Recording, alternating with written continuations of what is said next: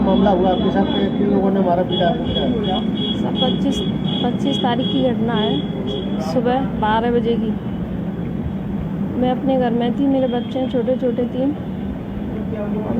पानी की बोतल देने वाले आते हैं घर, मैंने गेट खोला तो 8-10 लोग मेरे घर में घुस आए ज़बरदस्ती बाहर के, और फिर मकान मालिक के पूरे 2 लड़की 2 लड़के और हस्बैंड वाइफ 6 लोग घर में आ गए। आने के बाद अंदर खींच के ले गए, और ये देखिए आप, खींचने के बाद मारपीट करके तीनों मेरे ऊपर बैठ गए और मुंह खोल के पता नहीं उन्होंने क्या जहरीला सा पदार्थ पिला दिया। फिर उसके बाद सर मुझे कुछ होश ही नहीं रहा, सारा सामान बाहर पड़ा है। मेरे यहाँ कैमरे भी लग रहे थे, मेरा DVR वो ले गई है मकान वाली, उससे DVR लें और उसमें देखें कि गलती किसकी है। क्या कह रहा था महादेव क्या कह रहा था पुलिस ने? मैंने कह दिया। हाँ, महादेव ने पहले भी यही किया था, पहले 151 में चालान करा दिया हम दोनों का, हस्बैंड वाइफ का।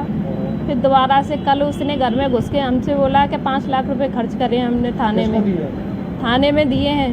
हमने पूरा थाना खरीद लिया, कहीं भी चली जाओ कोई कार्रवाई नहीं होगी। उसके बाद से मेरा बच्चा बदस्तूर फ़ोन कर रहा है, मुझे तो कुछ होश ही नहीं है, लेकिन कोई कार्रवाई नहीं हो रही है। क्या नाम है? मेरा नाम सुरेश पारस है। क्या घटना हुई है? क्यों आए हो?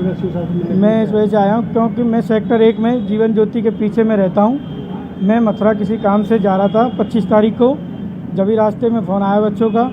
मकान मालिक महादेव, कल्पना, विक्रम, सीमा और उनके साथ 8-10 लोग थे, ज़बरदस्ती घर में घुसे चले आए। मेरी मिसेज को मारा पीटा, बाल पकड़ के खींच के अंदर ही ले गए। पीछे से गला पकड़ा है महादेव की पत्नी ने, और उनकी दोनों बेटियों ने, कल्पना और सीमा ने, इसको कुछ जहरीला पदार्थ इसको पिला दिया है। और पिलाने के बाद में फिर ये बाहर खींच रहे हैं इसको। तो ये तीनों लोग बाहर पकड़ के बैठे रहे, और बाकी लोगों ने 10-12 लोगों ने पूरा घर का सारा सामान बाहर फेंक दिया है मेरा।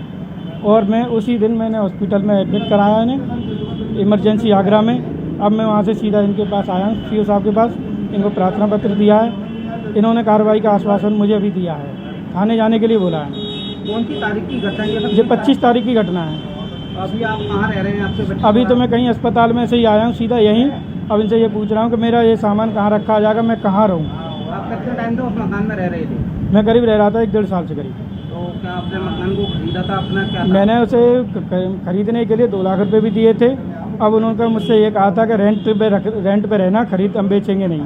तो मैंने उन्हें रेंट के लिए बोल दिया, और उसके लिए कोर्ट में भी विचाराधीन हुआ है, मामला चल रहा है। वो जो आपने 2 लाख रुपए दिए थे, लिखा पढ़ी कराई थी? मैंने लिखा पढ़ी कुछ पैसे अकाउंट से दिए थे और कुछ लोगों के सामने दिए थे, कुछ मरम्मत कराने मजदूरों को दिए थे।